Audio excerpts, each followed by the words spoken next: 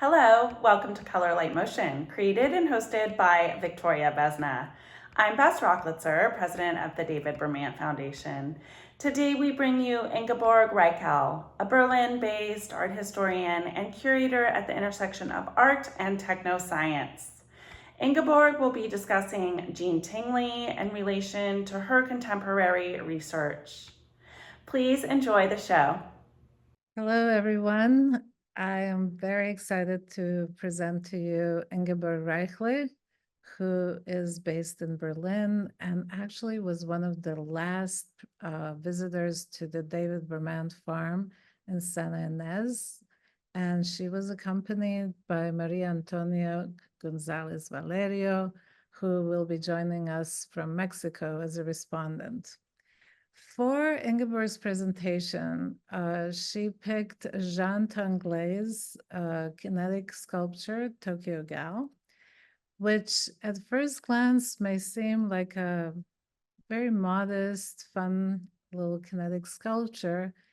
But as you will see, she unpacks this piece by giving us the context of when it was created with the Cold War, the whole idea of the atomic age, and connects it to the whole group and movement of artists such as Gustav Metzger and Yves Klein, who were really doing different type of work at that time in the 50s and 60s, very performative, bringing in the idea of immateriality, doing destructive and auto-destructive works, and really bringing to the attention the issues and the destructive nature of the atomic age. So with that, then she introduces the work of a contemporary artist based in Vienna, Herwig Türk, who actually was very inspired by this group of artists and continues the activism with the environment, with an expansive idea of interconnectivity, and enters even into biotech. So we see how the complexity of our age also reflects in the more complex ways that the artists are addressing the work. So Herwig is such a great example for this. And we are, in our context, when this is happening, we're closer than ever to the symbolic apocalyptic age. The doomsday clock is at 90 seconds to midnight, which is very close. We're presenting this and having this dialogue at a time when there's a war in the Middle East, there's a war in Ukraine, everywhere else, there's a lot of destruction, and just the whole world is in a pretty chaotic state, and everything is accelerated with AI.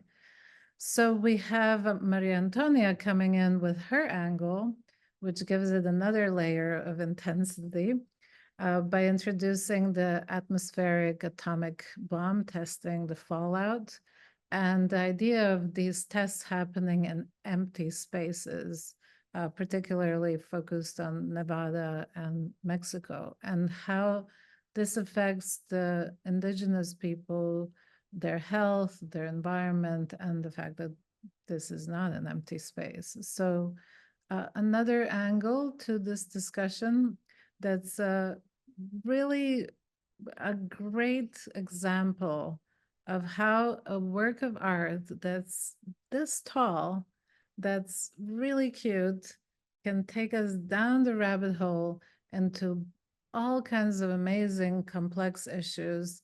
And it proves how an artwork can really bring so much to the table. So sit back and enjoy this deep dive into the work of Jean Tinguely, the Tokyo Gal. Thank you very much for the invitation. I think I can now share my screen. And yeah, thank you, Victoria, for having me at Color Light Motion Series. And of course, thank you, Maria Antonia, for being willing and able to be the responder. And of course, I would like to thank the David Vermant Foundation for having us, because it was interesting what Victoria just said, we went there in April 2019. We went there to in the hills of Santa Barbara to participate while we were participating in a conference Victoria organized at UCLA with a wonderful title, Art-Based Research in Times of Climate Change. This was a very important conference, and around the conference we had a lot of other interesting things to do, and one thing to do was also to see the Bergman Foundation.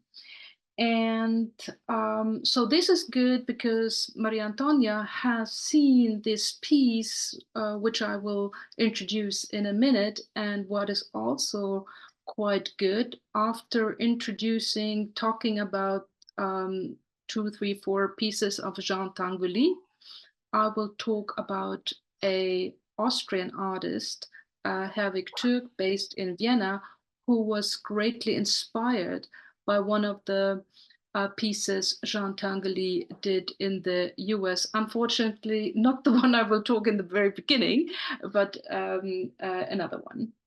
So I will show you the first slide. This is the wonderful little sculpture I will talk about. This is Tokyo Gal. Jean Tinguely, is a Swiss artist who was based in Fribourg, in Basel, in Paris, and also exhibited at Documenta, but also in the US.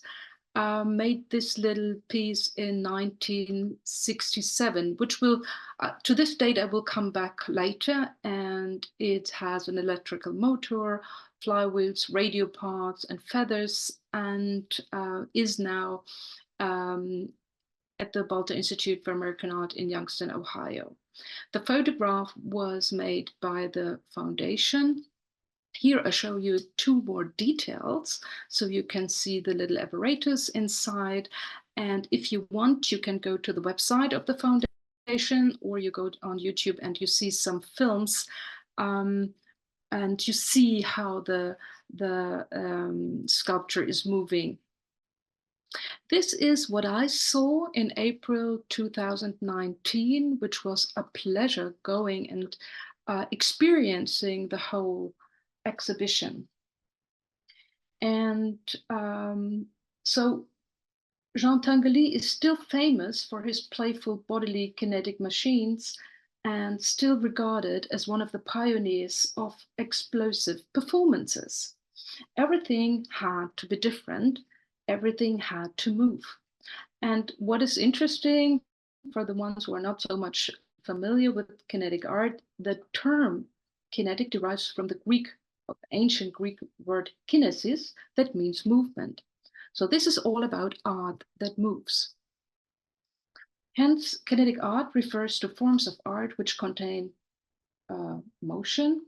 And during the 20th century, the use of actual movement, kinetism, became an important aspect of culture. The aim of most artists making kinetic sculptures like Jean Tinguely is to make movement itself an integral part of the design of the sculpture. And here I found something interesting about the history, how the piece, how Tokyo Gal came or became part of the collection. And it's interesting to see this is the date 1978.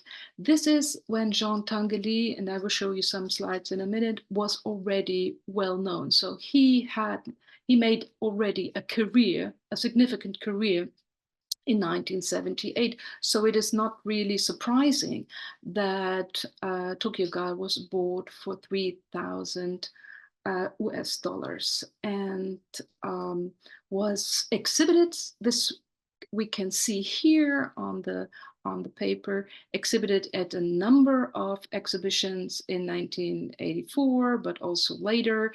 Important was the exhibition in 1987, where Sarah Gardiner later chose when she was writing a text about it for Leonardo.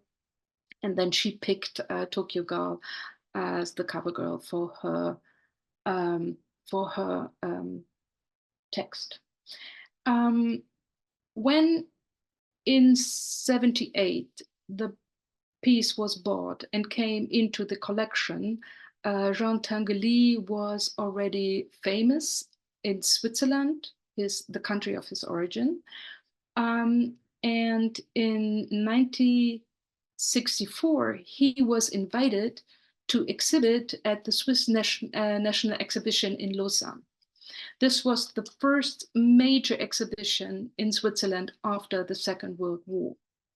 And his sculpture was called Heureka and was a huge a machine that measured, I have it here in inch and also in centimeters, almost 8 meters by 7, almost 7 meters by 4 meters 10. So this was huge, and thousands and thousands of people were able to see the sculpture in the exhibition, and later on it was exhibited permanently in Zurich. So the sculpture consisted of iron rods, steel wheels, metal pieces, scarp iron, agricultural machinery, and so on. And of course, it had a motor. It's quite, a big difference to the little Tokyo Girl piece I started with. But the machine was painted black later. He became famous for his black machines in later years. And the idea was to produce or to design this kinetic sculpture in the spirit of the French art movement of the Nouveau Realism. So we still have that sculpture. If you go to Zurich, you can see it at the Zurichhorn since the late 60s. And because Jean Tinguely became such a famous artist, people in Switzerland decided to build a huge museum. If you ever want to see, I wouldn't say his complete oeuvre, but if you want to see a huge part of his oeuvre, you just go to Basel in Switzerland and go to the museum designed by Mario Botta Architects. Jean Tinguely, he lived in Basel and grew up in Basel, though he was born in Fribourg, but he then moved with his mother to or the mother moved with him, he was a baby back then, to Basel. This is part of the German-speaking part of Switzerland. But then after being a little bit more well-known in his field, he moved to Paris. And in 1969, he moved back to Switzerland, to again in Fribourg, but Switzerland decided, or the people in Switzerland who wanted to honor him with a museum, they decided to put it up in Basel. And what is interesting is that Tinguely, of course, became also very famous in the US, and had its first, or one of biggest events was an exhibition and performance at MoMA in 1960. This was called Homage to New York, a self-construction and self-destroying work of art conceived and built by Jean Tinguely. If you go to the MoMA website, you will find a lot of, well designed videos where you can see how people perceived the way that this huge installation, this huge sculpture made sound and noise, and then there was a burning fire, and there was a lot to see. So this event was for Jean Tinguely a kind of turning point in his career, when he premiered the world's first auto-destructive work of art in March 17, 1960, in the sculpture garden of the Museum of Modern Art in New York, before the very eyes of a number of spectators and security and fireworkmen and so on. So the machine sculpture was made of discarded objects that Tinguely had found in the scrapyards and junk shops of New Jersey. Motors, a weather balloon, steel tubes, numerous bicycle parts, a piano, a radio, and other parts. And this is a photograph that was made. Here you see Jean Tinguely when he was still young, in front of his groundbreaking machine. So another famous autodestructive work of art was Study for an End of the World, #2, when he was blowing up, and I'm sure you all know this, those pictures, when he was blowing up with his partner, then partner, later wife, Niki de Saint-Phal, at Jean-Dry Lake, Nevada, blew up again of one of his sculptures. Jean Tinguely had been invited by NSBC David Brinkley's journal to Las Vegas to do one of his art installation, later published in Life magazine, also shown on TV. And when you read some of the text from the art critics writing about the piece, they thought there were more journalists, as many journalists in the desert at that moment as when the first atomic bomb was shown to the public. So this was a very important step for his career in the US. And I have no evidence for that, but my guess is because Niki de Saint-Phal, she was shown in the same program in the previous years, maybe he had a little help from her. Yeah, so this performance, I will show you another piece. Yeah, you can see this was carefully organized. This performance took place 17 years after the first secret overground test detonation of the atomic bomb, as a comment on the huge transformation that scientists, especially modern physics, had imposed on matter, and as a critical statement regarding the destructive potential of nuclear weapons and, of course, the atomic age at large. With his kinetic sculpture, he wanted to draw attention to the threat of a possible military escalation of the Cold War. At that time, both superpowers had an arsenal of weapons at their disposal, unique in history, which could at any time have ended in an atomic apocalypse for all mankind.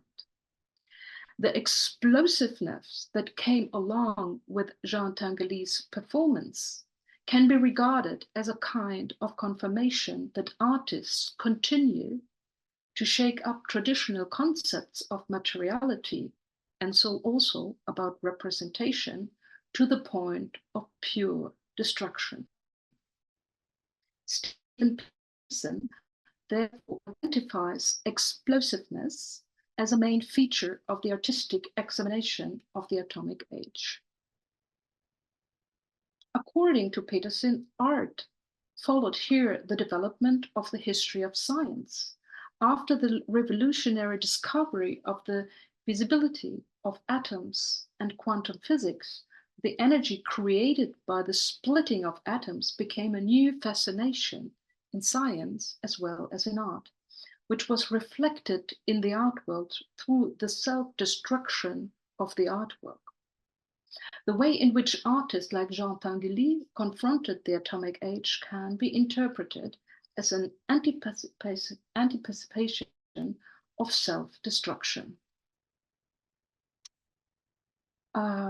The Jewish, later British artist Gustav Metzger, who came to Britain as a child and then studied and lived in Britain, was also a member of the campaign for nuclear disarmament, did coin the term autodestructive art at the end of the 1950s.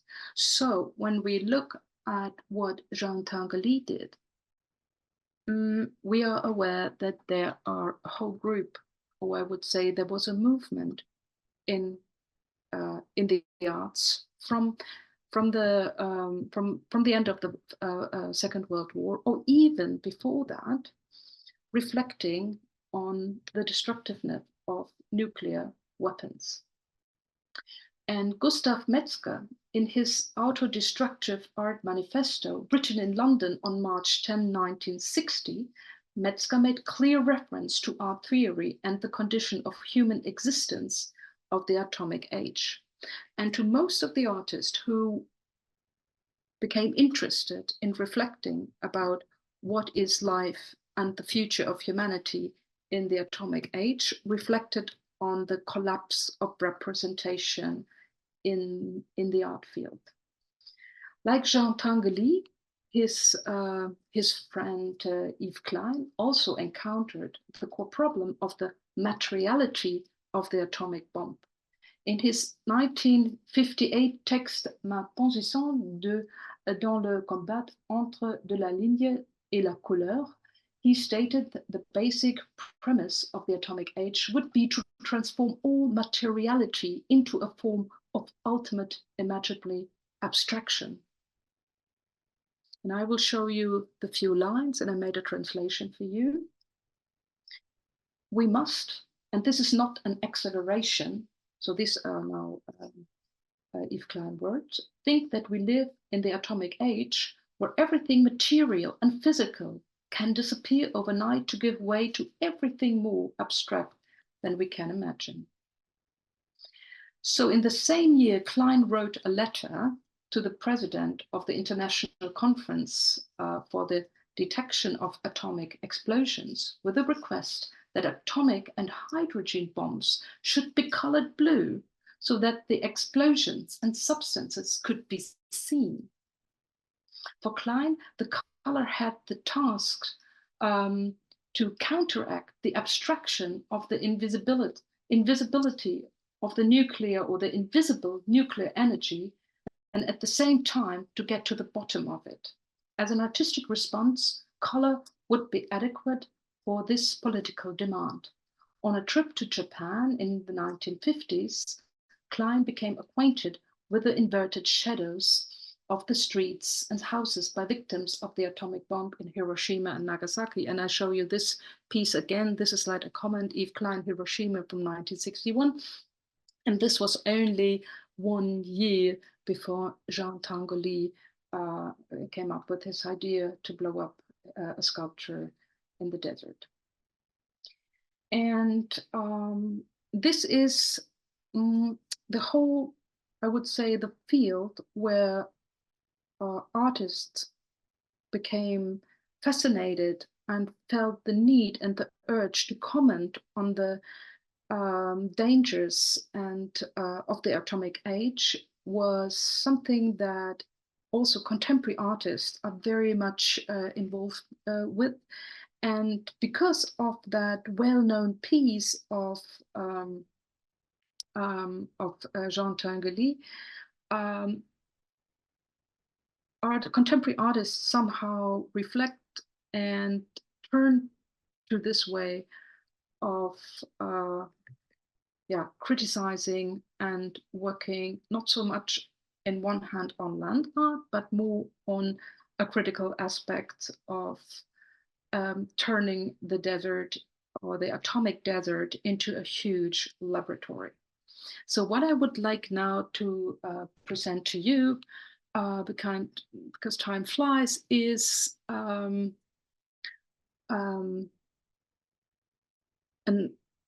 Austrian artist called Helvetia, who is based in Vienna and started a project already in 2005 called the Bonneville Laboratory to engage with the material culture of the laboratory, but also with the epistemological framing of doing science in the age of technoscience. And what is interesting that someone like Helvetia, I wouldn't call him a bioartist, but he started studying with Peter Beibel about new media art, then became more and more interested in bioart, and then after a couple of years became more and more interested in reflecting on the history of art, looking into the artwork and the oeuvre of Jean Tinguely and others, and then starting to bring his, meaningful expression together. So There are a number of videos he produced since 2005, and I will show you a few of them, like Lakeside or Simmermanny or Pumping Station or Linescape. Oh yeah, here I have some notes about his CV. So yeah, he studied in Vienna with Peter Weibel, but then because of a personal tragedy, he decided to go with his family to go to Lisbon, and then he started in Lisbon about 20 years ago to work with a number of high-profile scientists in a number of laboratories, and one of the scientists is Paulo Pereira, who is running the Institute for Biomedical Imaging and Life Sciences at the Faculty of Medicine at the University of Coimbra, which is a beautiful, beautiful old university embedded in wonderful buildings, but of course also very interested in the technosciences. So in recent exhibitions, Herwig Türk showed his piece in Vienna at the Museum für Angewandte Kunst, in Seoul Museum of Art, Neues Museum Weserburg Bremen, Tesla Labor für Medienkunst, or the Transmediale Festival in Berlin, and many, many, many other places. A couple of years after living in Lisbon, he came back to Vienna and became a senior artist in the Institute of Social Design at the University of Applied Arts in Vienna. And what is interesting is that he had a number, I will show you later, a few beautiful photographs. He had a number of solo shows. I will show you one he did in Canton in called Laboratory Equals Landscape, and one exhibition he had, solo exhibition he had in Vienna. Yeah, so these are the Bonneville laboratory, and this is interesting why he refers to this, to the name Bonneville. This is the name of a prehistoric lake called Bonneville, now dried up, which existed until the Pleistocene, about like 15,000 years ago, covered with more than 51,000 square kilometers and extended into the today's state of Nevada. One of these remnants of the Great Salt Lake. Now it is a desert, and this region is now named after Benjamin Bonneville, who lived from 1796 to 1878 and was a French-born officer in the US Army, who in the first half of the 19th century conducted explorations of the American West on behalf of the government. So this is the reason why he took this name for his project. I will talk now a little bit about his piece lineup and about the videos and the photographs he did. So in his videos and photographic works, Herwig Türk approaches the conditions under which time and space is perceived within a landscape of extremes, which by nature of its bareness and hostility questions our very notion of landscape. Utilizing a variety of media, Türk proposes a visual narrative that seeks a revision of the cliché-ridden reception of American land art of the 1960s and 1970s, the historiography of which continues to be dominated by focusing on monumental earthworks. Exponents of land art produce their work in mostly in remote locations like the Great Salt Lake or the Lake Bonneville region, a purported protest against the established art systems in the US. So the dimension and natural materials of land art, the selection of remote desert regions as the locations of their production and reception, thought to create a unique aesthetic experience in stark contrast to the traditional experience of art in urban contexts. The arid landscape in the American West, accessible only with difficulty, were imagined to be endless, timeless, and without any history. And thus promised to provide the artist with a new form of aesthetic autonomy, which could be appropriated for commercial interests and exploitation by museums or private galleries. This founding myth of the land art movement to locate their artworks in a terrain that was empty or ahistorical, and thus to break spatially and ideologically with the art system Herwig Türk seeks to deconstruct.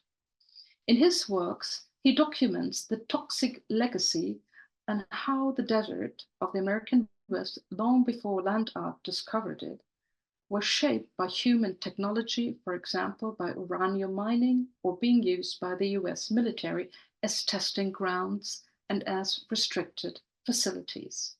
So the piece Linescape I show you here, that was presented for the first time in 2016 in a commercial gallery called Georg Kagel Fine Arts in Vienna.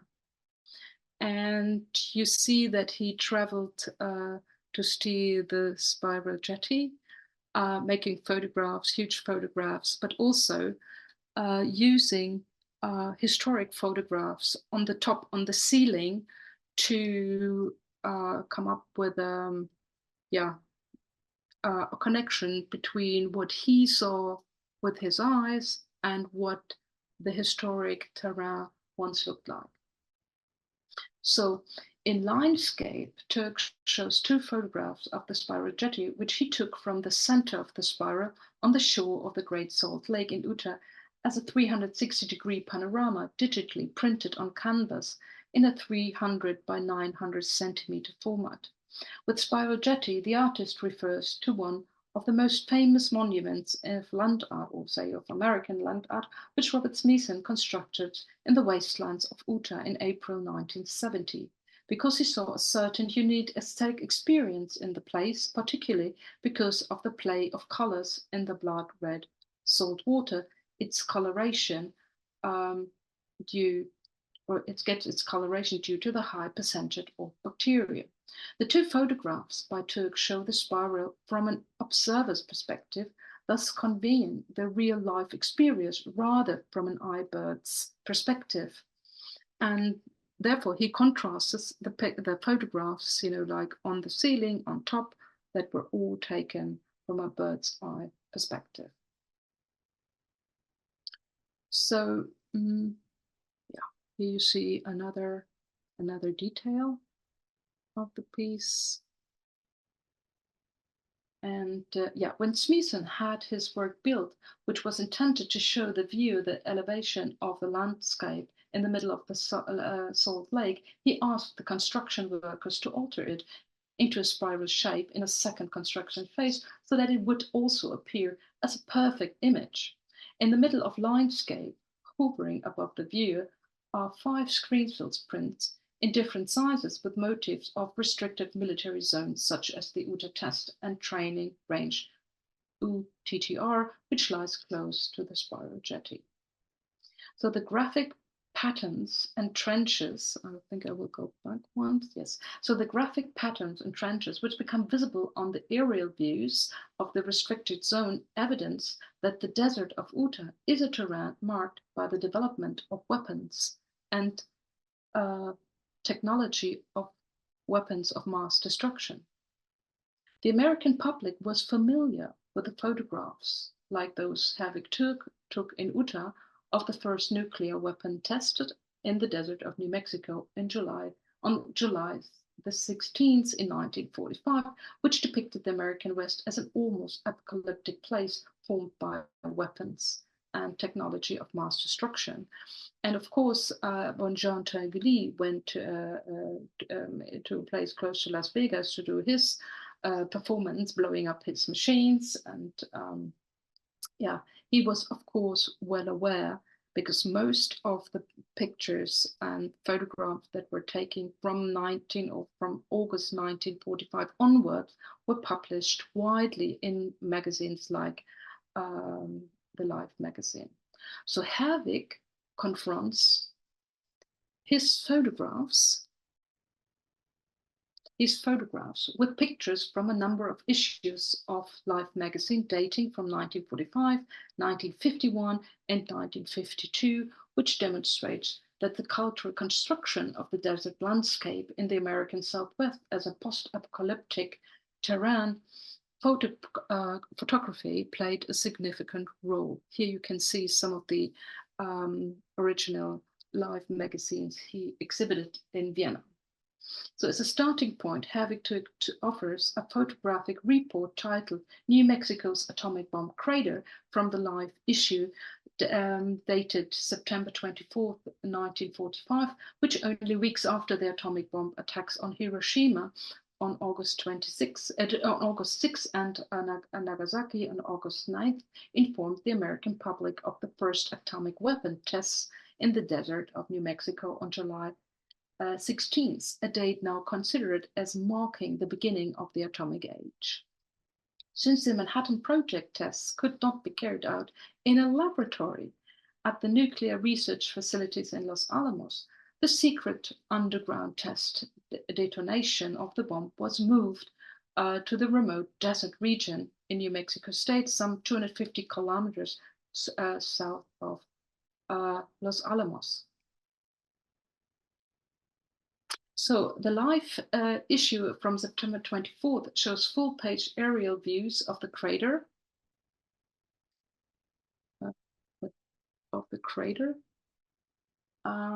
caused by the explosive power of the bomb, of ground zero, and the indexical traces of the dynamic destruction of the testing ground, as well as close-up images with the desert surface turned into glass by the thermonuclear reaction as triumphant proof of the first successful atomic explosion in human history. The desert had been transformed into a nuclear laboratory. So the circulation of these photographs via mass media such as Life magazine, however, was a contributing factor to the origin of the atomic desert within American public consciousness.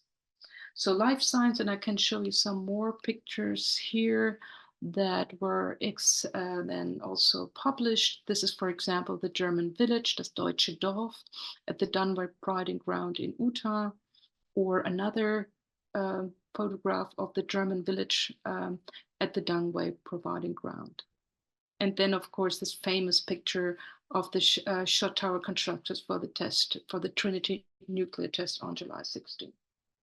So the live broadcast was watched. So the live issue of May 5th in 1952 followed up with the article An Atomic Open House, an illustrated report about a further atomic bomb test at the testing site in the state of Nevada, to which the United States Atomic Energy Commission had invited 197 journalists, 44 photographers, and 200 guests of honor to watch from a distance of about 12 kilometers. The live broadcast was watched by more than 35 million people. So Turk concludes the series of the live editions with an illustration report from February 12, 1951, titled Atomic Test Light Up for States, showing a series of photographs attempting to document the flash of the explosion.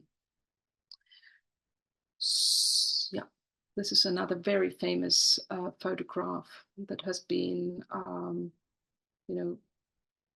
seen also and reflected upon in the art world many, many times. So when I started to look into the art of Herwig Türk a few years ago, who studied media art with the late Peter Weibel in Vienna, I was amazed by his work, which was created in scientific laboratories, often in collaboration with renowned scientists, though the project, the Bonneville Laboratory, didn't really fit for me into the oeuvre I already knew by him. But I wanted to get more familiar why he turned from working in a laboratory with genetics and with I would say all kinds of tools from genetic engineering, why he turned to work on the American atomic desert and thinking about pieces and artworks by Jean Tinguely. So it didn't really, until I was getting more familiar with the ways artists had reacted on the dropping of the first atomic bomb during World War II and the rise of the atomic age, pointing to the dangers of nuclear power in the hands of all too human scientists and barely human politicians.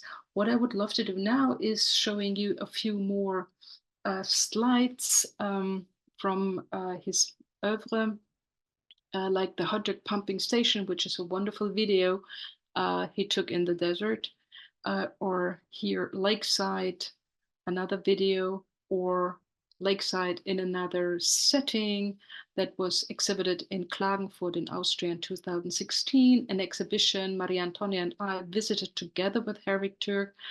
And there he also showed a few of his previous artworks that were shown also in Klagenfurt, like Hands On from 2014, where he asked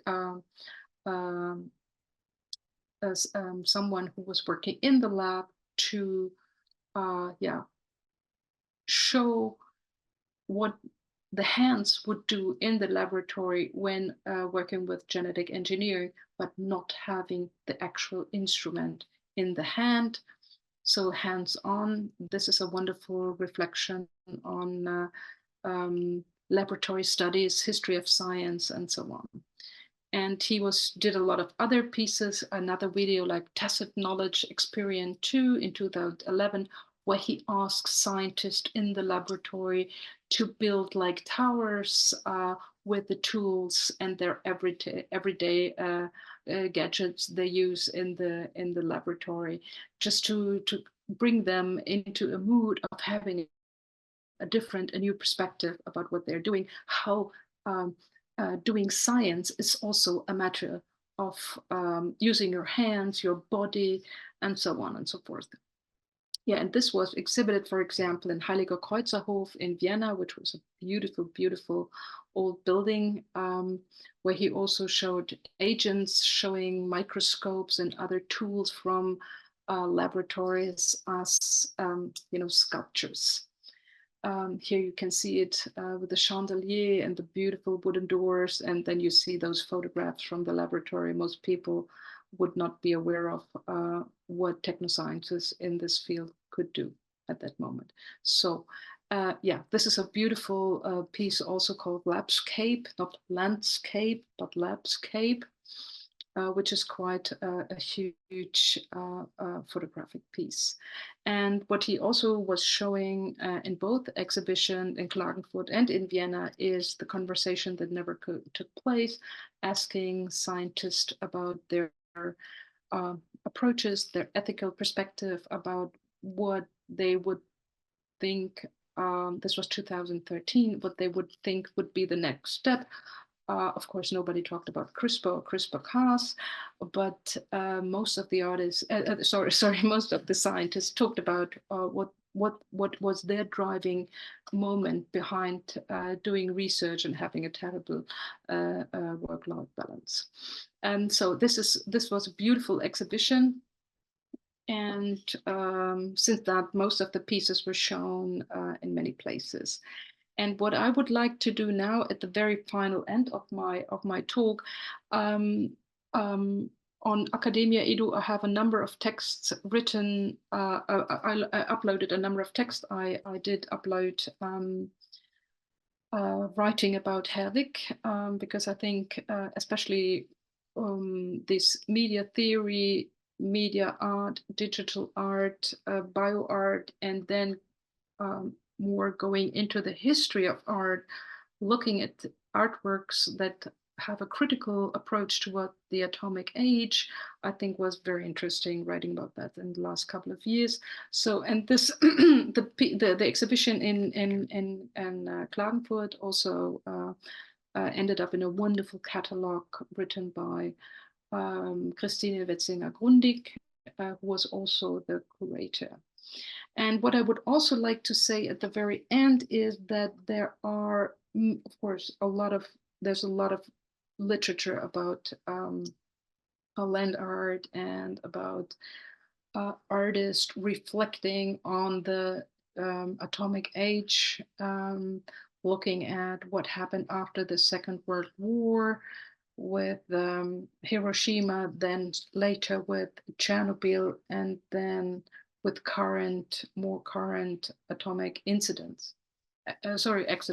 So one is a wonderful coincidence. This is Emily Eliza Scott, Birth of the Atomic Desert. That's a MA thesis that was written at the University of California at UCLA.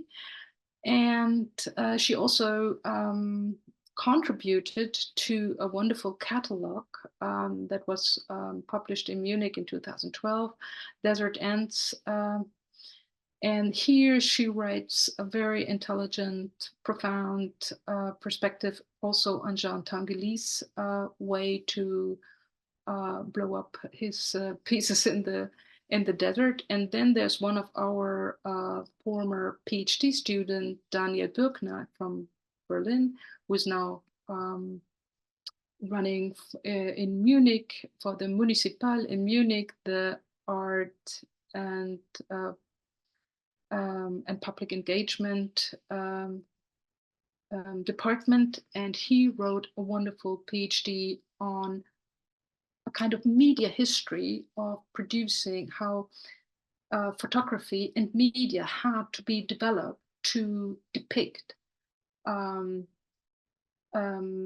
atomic tests and so on. And he also refers in a very intelligent, delicate way to all the artists working on the atomic age.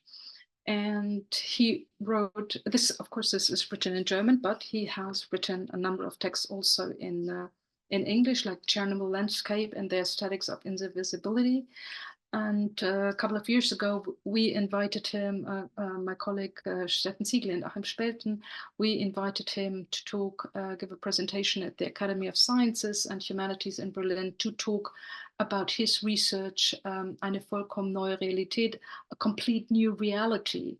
And this is all about transgression of perceiving the world after the atomic bomb and Chernobyl.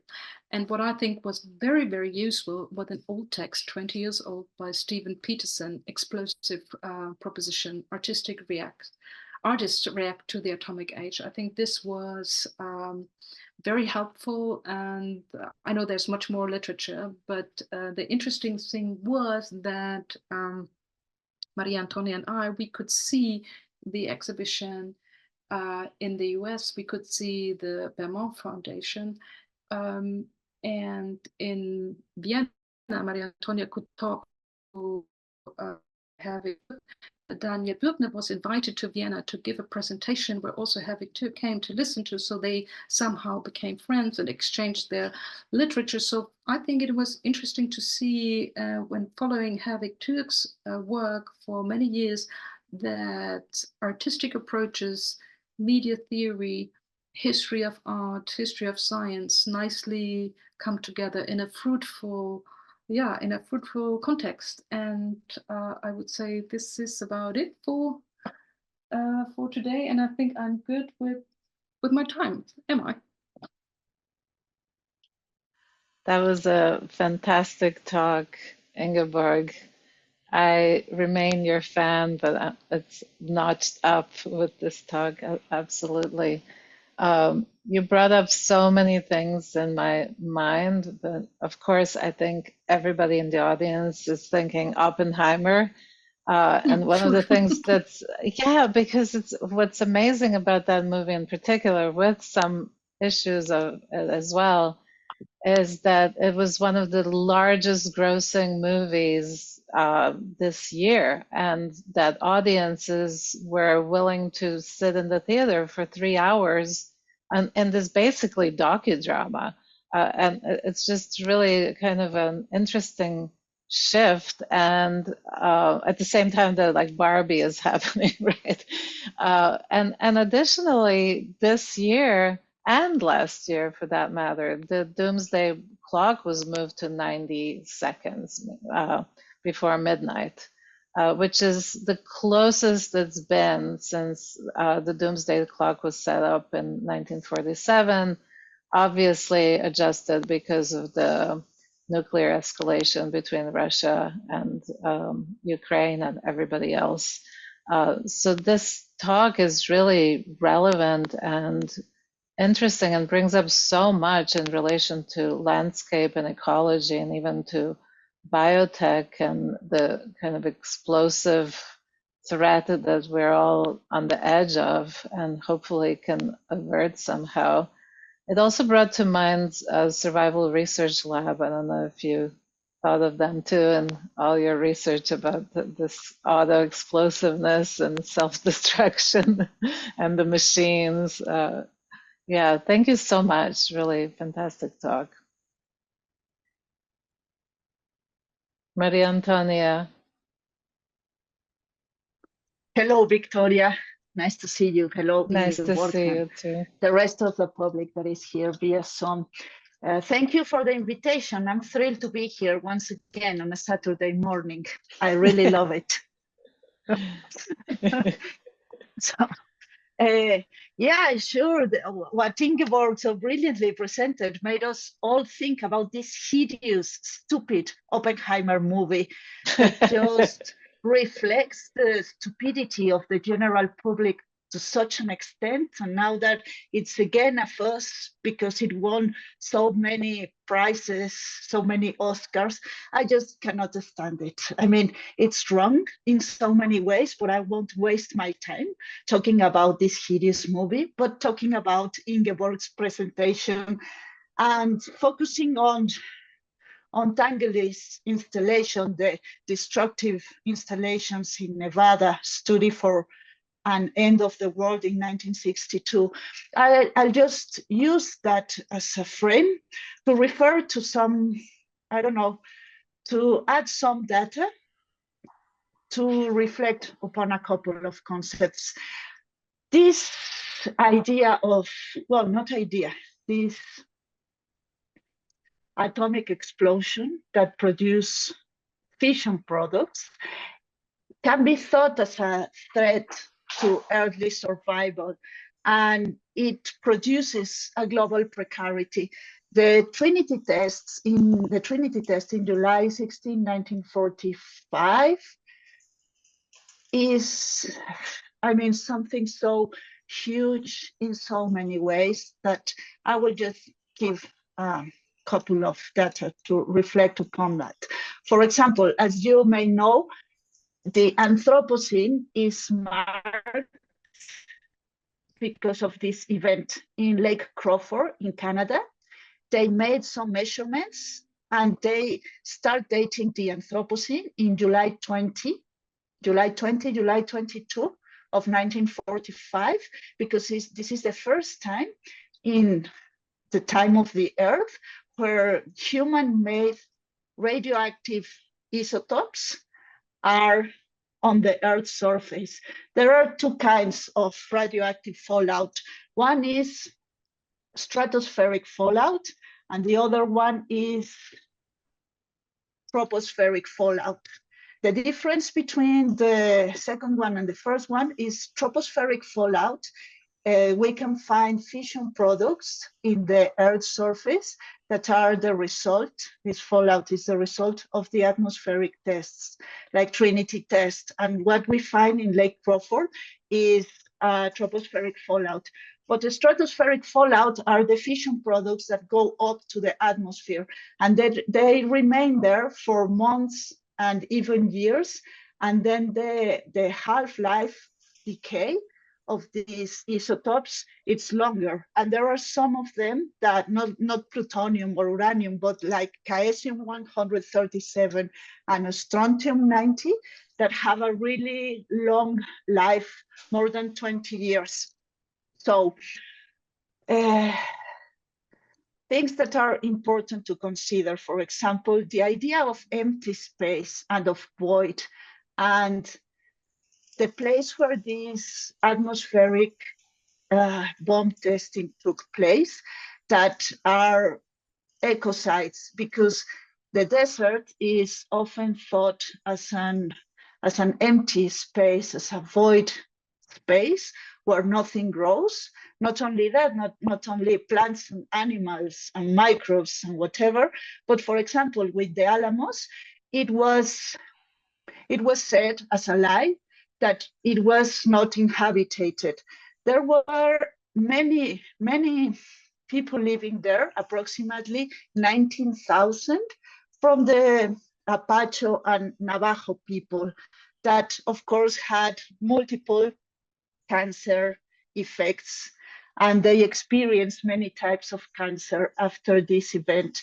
Another thing that should be considered about this empty space, that is one of the concepts that I would like to think about, is that the places where they did the atmospheric radioactive testings were Mexico, because this is territory that the US stole from Mexico in the mid of the 19th century after the US invasion of Mexico. So Nevada and New Mexico were part of Mexico, and there were also Mexicans living there. But of course, this was not said while the Trinity test was happening. Of course, the idea of empty space is related to colonialism and land occupation, because, for example, when the Europeans came to America, the continent, the very idea that was there is that this is a new land, and this an empty space, a void space that can be occupied, because whatever is here is something cataloged as a non-existent. The populations were like nothing, so this empty space needs to be colonized. So just a couple of more data to add to this. In Nevada, there were 93 bomb testings done in this time that of course produced radioactive fallout with fission products that had population exposure, contamination, public health, and also the environment was in danger with these testings. There was a contamination of matter and food supplies. And worldwide, of course, the US started this disaster, but it soon was followed by testing from other countries. So atmospheric nuclear tests worldwide between 1945 and 1980 were more than 500 atmospheric testing of these bombs. There was, of course, a treaty to partially ban these tests in 1963 that was signed by the UK, the USA, and the Soviet Union. But of course, this was only a partial. Then were ban treaty in the mid-90s, but for atmospheric testing, they continued doing underground testing because, well, this was not atmospheric anymore, and there has not been a sufficient monitoring of the underground testing. The places where these testings have occurred are, of course, the empty spaces and are marked by the idea of land occupation. For example, the French Polynesia, because there is a place that is called French Polynesia, and in the French Polynesia, the French did many testings that have radioactive fallout till Mexico through the Pacific. Of course, when they tested the fallout in Nevada and New Mexico, after Trinity and the more than 100 testing that they did in this territory, they never tested Mexico, because why? They only tested New Mexico and Nevada. So yeah, like the French Polynesia, the Marshall Islands, the parts of Australia where the native people live, Hawaii, Kazakhstan, and some other places that can be considered as empty spaces because the kind of population that lives there, it's not important. So what we see here, I'm following with this Karen Barath text about temporality, is that we experience the time of capitalism, colonialism, and militarism. And I think it's a lot to think about the way in which, after all, quantum theory is tied to the military-industrial complex and is entangled with war, with militarism, racism, colonialism, capitalism, imperialism. So this small, tiny matter, the product of the fission, can change the geopolitical field. In terms of matter, and because we know that matter matters, this tiny, tiny matter can change a whole geopolitical field.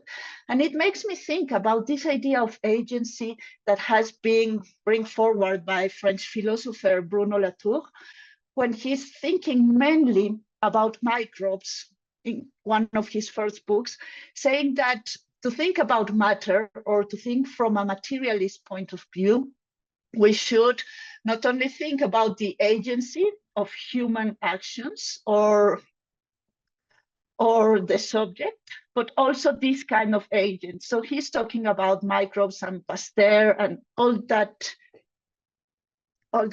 long story.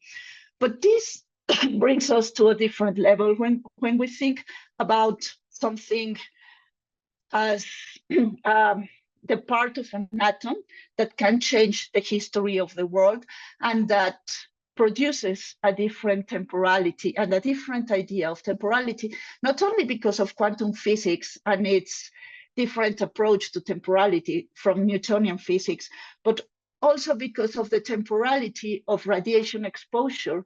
There is something that is called the Hiroshima clock, because of the people that were bombarded in Hiroshima and Nagasaki with this hideous instrument. For example, quoting Barat, how to approach the infinite inhumanity of this weapon of instantaneous mass destruction that in a flash obliterates time. Well, this weapon of instantaneous mass destruction triggers a clock that was called the Hiroshima clock. And it's another kind of temporality because radiation exposure means that human-made radioactive isotopes are indefinitely reworking, modifying body molecules. So the relation between past and present and future is changed because the past is never finished. If your body is affected with these radioactive isotopes, they will stay in your body and trigger a reaction in the molecules of your body that are kind of a clock and will produce changes and ultimately cancer. So this changes the temporality of the body.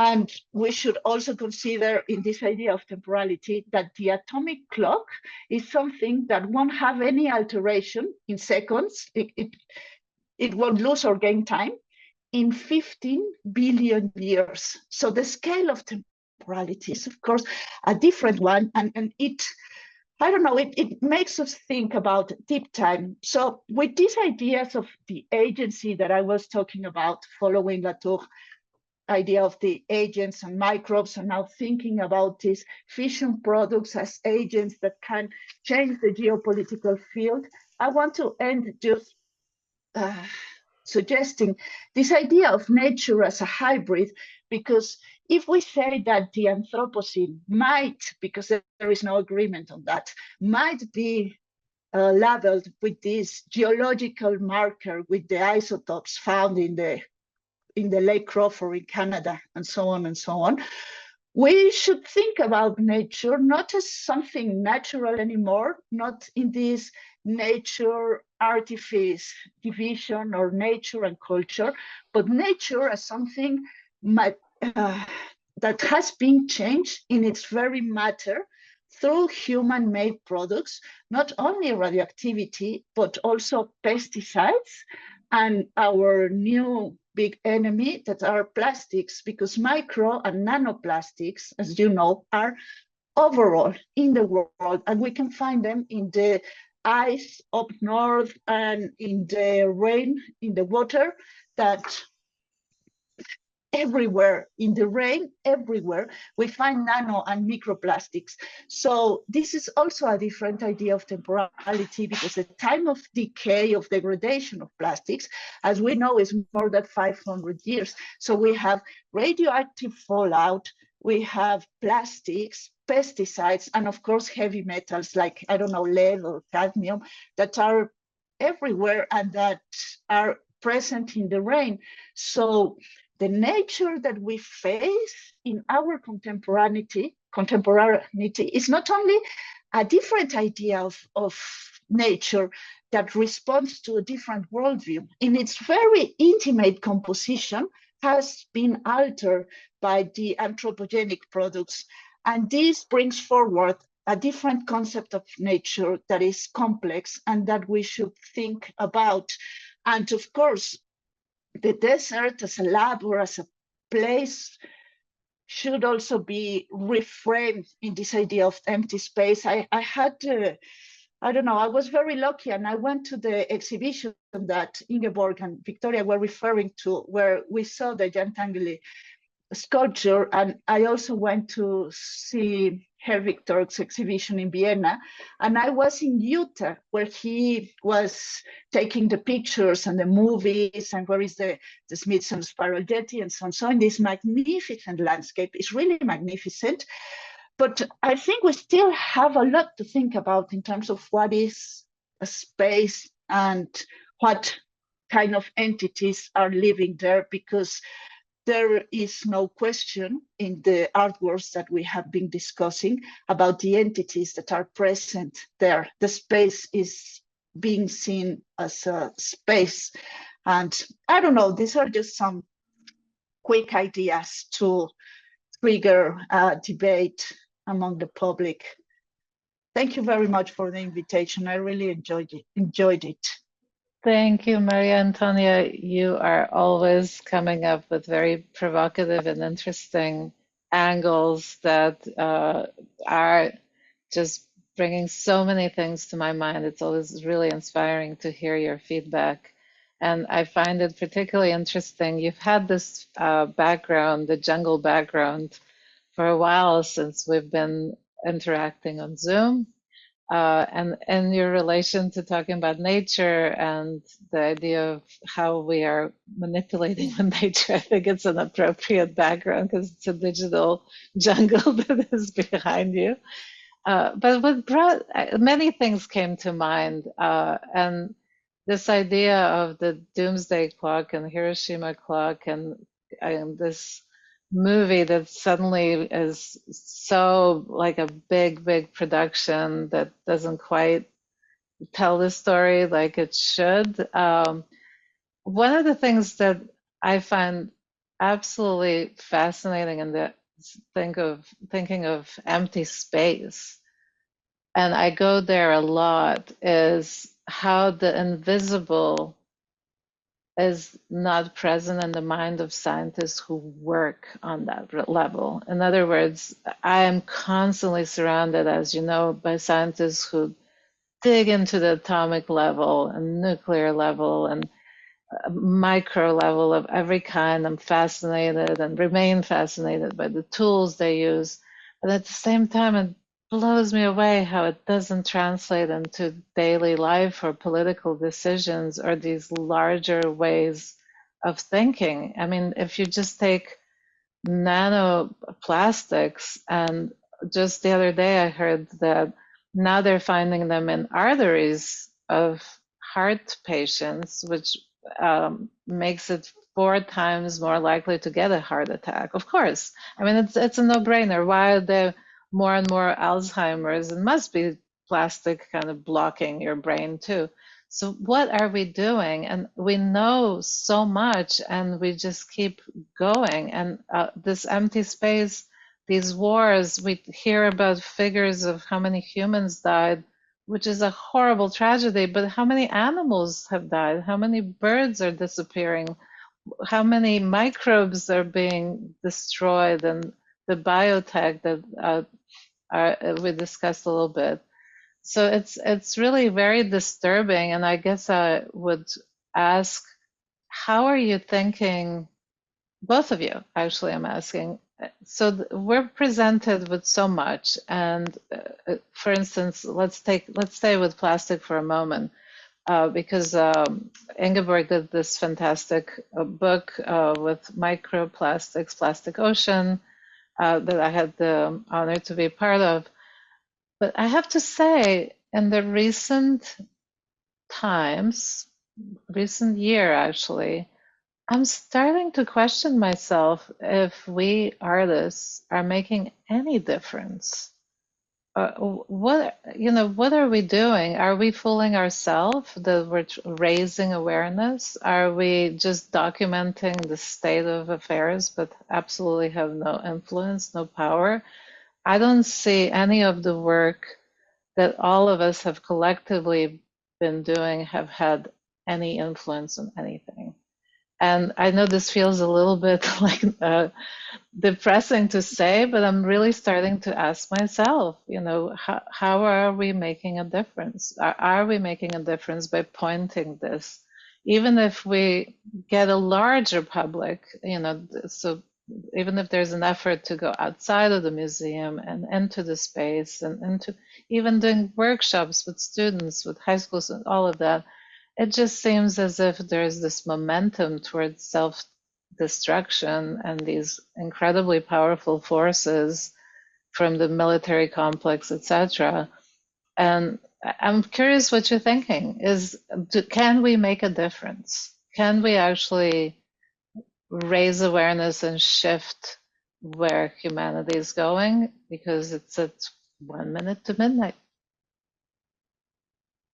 Well, that's a wonderful question, and I think what I would say is, of course, for decades and decades, artists are, go into laboratories. They try to understand more what scientists, ecologists, and so on, but also politicians try to do to think about global warming and climate change and all that. And I think from raising awareness, and this is a job that artists, cultural theorists, universities, many institutions or individuals did in the last decades, we have to shift to action. Mm. And this, I guess, is to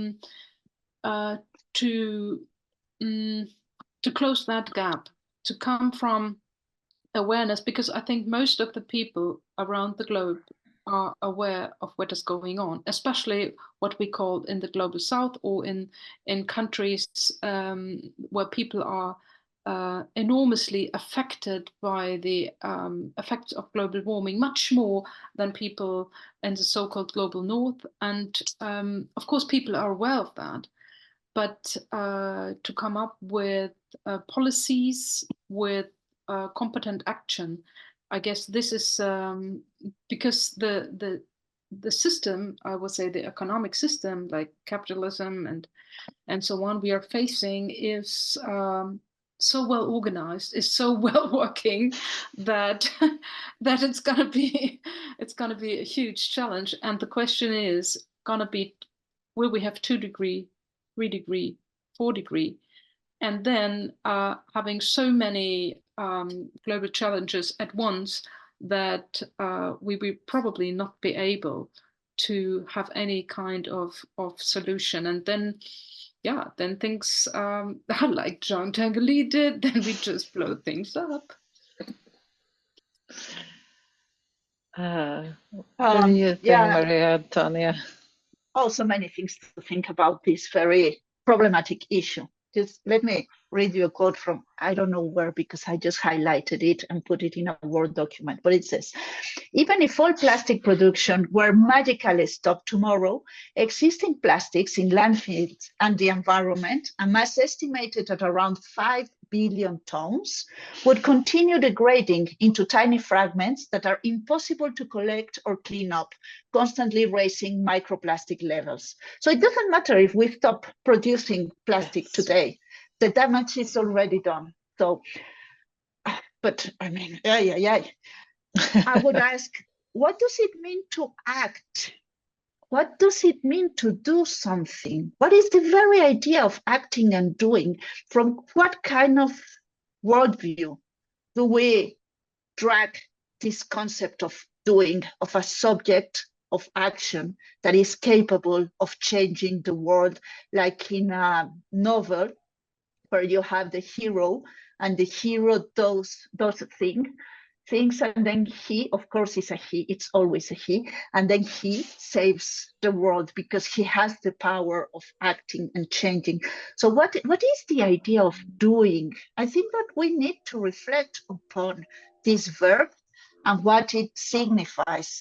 And science is always political, and there are always political decisions being taken if science as an abstract concept pretends to be apolitical, they are just doing basic science for the sake of knowledge.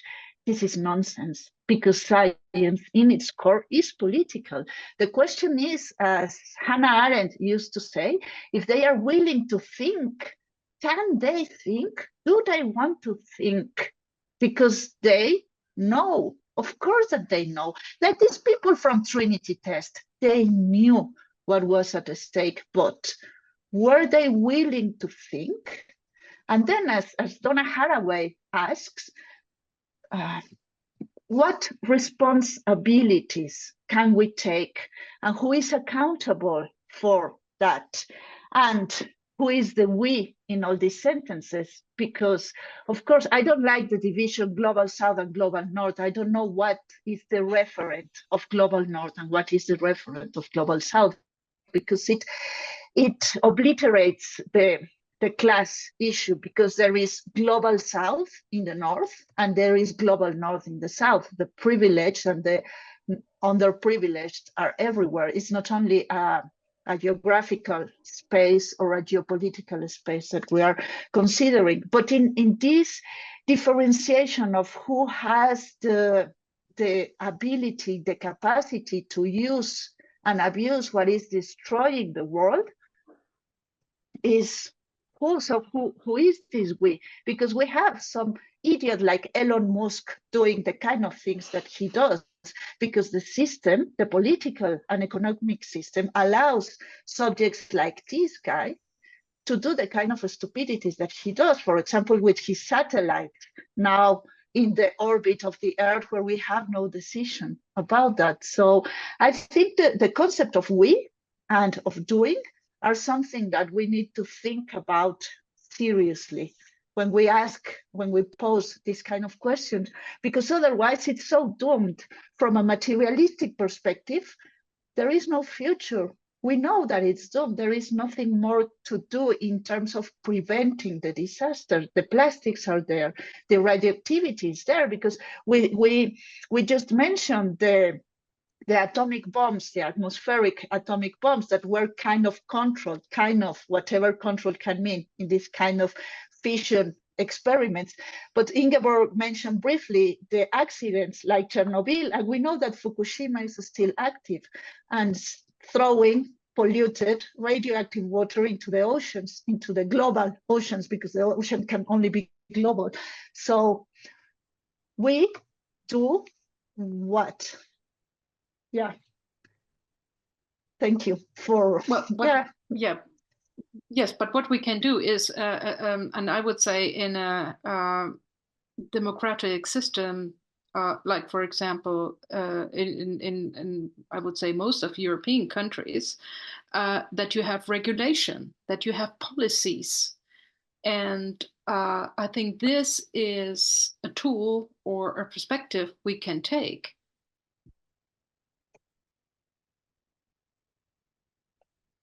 And when we think back, why did the American scientist, or why did the Manhattan Project was designed and then made in the end? Yeah, the fear was that Nazi Germany would develop a nuclear bomb or an atomic bomb, and this was seen as a huge necessity to face that option or that fear.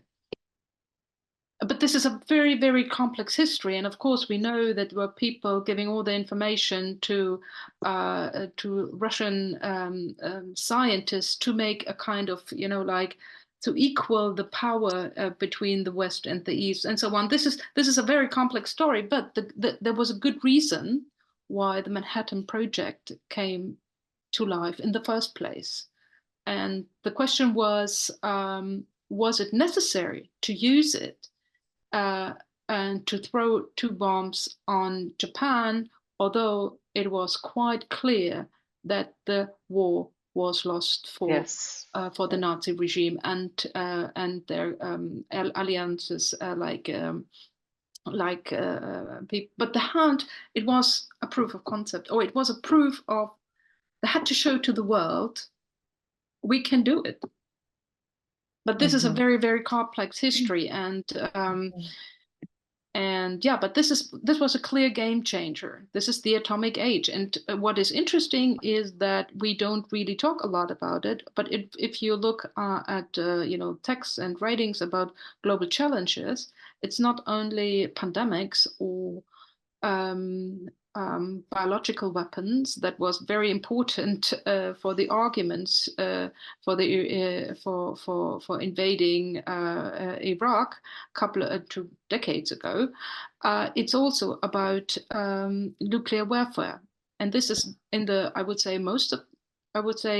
the broader public, not part of the awareness. And this is what you said, Victoria, in the very beginning.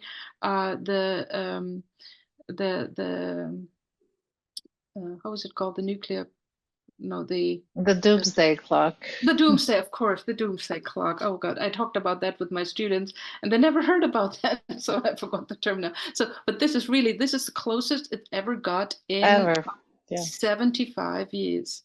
And that's very close when we're 1 minute or 90 seconds. Yeah. So. Oh, there's a question from Barbara Latanzi about Rafael Lozano-Hammer's work with surveillance technology used for the purpose of trying to find missing students kidnapped in Mexico around 2016 or so.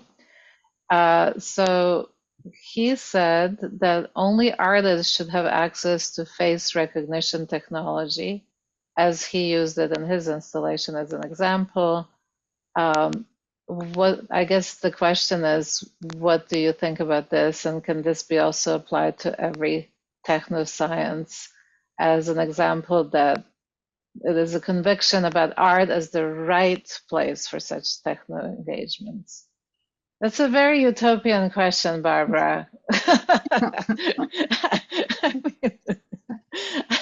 I don't think we're even considered. I mean, if you just look at the context that I'm in, so we have UCLA, which is this enormous university, part of an even larger UC system, so it pretty much covers all of California. And the arts are like a drop in a bucket, and if there's any budget cut, we are the first to go. So I don't think that that question even would ever come up. And I am not so sure that I would trust artists more than scientists in the end. I mean, we're all people and egos, and there's all kinds of varieties. So when you say scientists, you're kind of making this generalization. The same as for art. We're all humans, and we all have our egos and illusions and obstructions, and eventually it comes to the kind of mess we're in. So do either one of you have thoughts on this question that Barbara put up? Well, I will say something briefly, but I will also follow up Ingeborg's commentary. Just imagine that we have come to a point where we can say that something as the atomic bomb was necessary. I mean, how come? I cannot agree and say that the atomic bomb was necessary. And then the follow-up of that, because then we have the Cold War precisely with this kind of thinking. Because of the menace of the Soviet Union invasion, we, who is we, the US, American, have to spend trillions of US dollars building all kinds of weapons of mass destruction and not mass destruction and whatever, building a society that has its core in the idea of weapons. And they spent so much money in the Cold War that at a certain point, what they have spent was equivalent to, you could buy everything but land in the US with that amount of money. Every car, every building, every house, all the things, all the goods in US soil were the equivalent to what the US spent during the Cold War period. So I don't know, we have to take a step backwards and think about what are the conditions of emergence of this kind of thinking, because then we have to deal with the consequences of this. And then saying that mass destruction weapons are necessary at a certain point, this is a military imperialist point of view, and we cannot start drawing that kind of argument from imperialistic wars in the ancient times. And of course, this also helps us build this idea of evil. There is an enemy out there. There is a we that has to be defended from this evilness. And who is the enemy and how this idea has been shaped. I don't know. So as you said, dear Ingeborg, this is a complex story and it's one of the darkest periods in human history. And I will follow up with Lozano-Hemmer question. Two things that we should consider. First, that technology is never without a context. So it's not about face recognition technology. It's about the context in which it emerges and how it is used. And also to think about the missing students in Mexico. Well, we have more than 100,000 people missing in Mexico. So I would say that the problem is the context, of course, the geopolitical situation of Mexico and the violence in Mexico, that no technology can help with. I mean, it's not a question about technological devices. So one thing is the context, the circumstances in which this kind of events appear. And the other thing is, why do we label individuals in such a particular way? The scientist, the artist, the philosopher. What are we putting there? Why the question is still a who, as if this who has had special characteristics, is an individual, an author. I would very much question this idea of the author and the individual and the artist that is, of course, very romantic, a good person that we know he is not. I mean, not talking specifically about Lozano-Hemmer, about the idea of a male artist working in the global north or whatever. But thank you, Barbara, for the question. Ingeborg, do you have any final thoughts for us?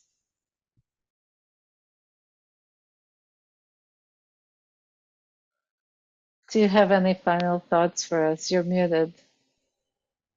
If I have a final thought? Yes. Yes, I think it is great that we talk about all these issues, but and I like very much Maria Antonia's approach and her so well articulated arguments. But on the other hand, just coming back to Jean Tinguely, who was trying with his blowing up his projects and artworks in the desert to make people more aware of the situation of atomic warfare and all the dangers that come along with it. This is something that probably is due to his background from Switzerland and as a European, because there was a long debate if the Nazis would work on the atomic bomb. In the end, nowadays, historians, as Manfred Popp, who was for a long time, for more than 20 years, in the advisory board and the Board of Trustees of the ZKM in Karlsruhe. And we talked a lot about those issues, how artists refer to those global challenges and atomic warfare and so on.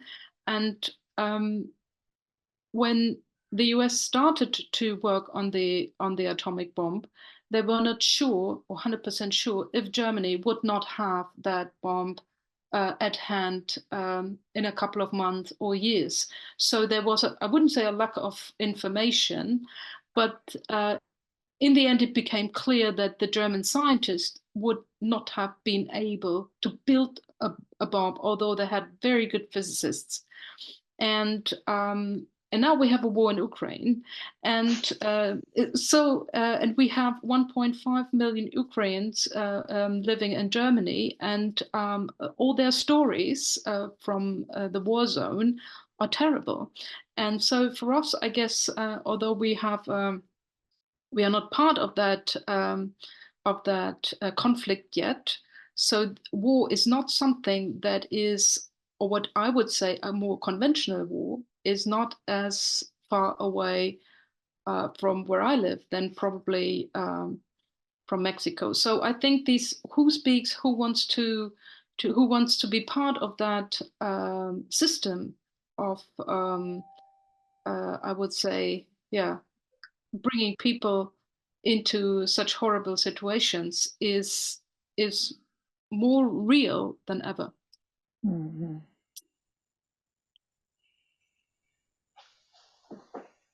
Maria Antonia. I will add just a quick final comment. Thank you for the provocations, good Ingeborg. When you say we are not part of that conflict yet, referring to the Ukrainian war, yeah, but Germany is the one that is selling the weapons to Ukraine. Yeah, and the US too. So there is a big business there, as we know, with the selling of weapons. It's, I don't know how many billions already, the debt with the weapons. So we know that people are killing in wars everywhere in the world with US and German weapons. And here in Mexico, we have been at war for 2 decades with this drug problem in the geopolitical situation that we are. So no, we are very aware of what that means. And at the same time, I won't argue, of course, I agree that the Nazi Germany was the evil at that time, but let's not forget that while the Allies were also good, liberating Europe from the horrors of Nazi Germany, they had colonies in Africa, and they had the Jim Crow laws valid in the US. So while UK was fighting for the liberty and the good and democracy, they had colonies in Africa. So these ideas of good and evil, and yeah, are easy to point, like, but things are much more complex, and in these war issues, there are no good people, I mean, at all. So, but thank you very much for the invitation. I really enjoyed spending my Saturday morning thinking with you. I think Ingeborg wants to give another last word, or no? Did you want to say something? Yes, I think it was interesting as always, but I think the question, I think the most important contribution of for this evening was Victoria's question what is the art or the cultural sector providing to this very, very complex and conflict-loaded times where Maria Antonia absolutely correctly described that the damage is done, and in many ways, like microplastics or other molecules that are now in what we still call nature or the ecosystems, they will stay there for decades, for centuries, maybe for many, many centuries. And there is no return button, or there's no change button. And but the question will be, as Maria Antonia said, who is we and how can we act collectively? But when we look in the, for example, here, history of art, see what people like Jean Tinguely tried to do and to provide his insights to a broader audience, and what the galleries, the museums, the mass media, what they did. Then I think it is interesting to see that so little changed. When we think about what do we do now, or what is our contribution, or what is our frame in which we, or our bubble in which we act, if we want to act. And when you see these fantastic text written in the 50s and the 60s, and you see all those art interventions, and in the end, we had more nuclear weapons than anyone in history could ever imagine. And so, and when we look now to the Ukraine conflict and to the war that is going on just a couple of 100 kilometers from where I'm talking now, the attack, or the fear that we also had, was that nuclear weapons smaller ones or bigger ones, would be used in that conflict. This is not irrelevant. This is something very real. Yeah. So one of the things that I really appreciate about today's discussion, and what you brought, Ingeborg, to the table, is to take this small sculpture, kinetic sculpture by Tinguely, the Tokyo Girl, which you said was playful, but now that I'm thinking in terms of the atomic age and Hiroshima and Nagasaki, the Tokyo Gal takes on a whole different dimension for me, and I appreciate that. And I also think, in general, my feeling now has become more about how we're all grappling with complexity. Nothing is linear, and there's no simple answer to anything, and we're all just in this absolute global mess that we probably cannot make a change of. I think there's a momentum that's going. We have no idea how it will go. We can't predict anything at all. Especially with the rise of AI, it's just so obvious, between plastics and pollution and particle pollution and social networks and deep fakes and lithium mining and on and on. And not only are we overwhelmed, but everybody is. So there's a kind of a general confusion that happens when things are changing. So we're, let's say in 1924, we couldn't have predicted where we're at now. So I think 100 years from now, if this planet survives, they'll probably go, they were so ridiculous.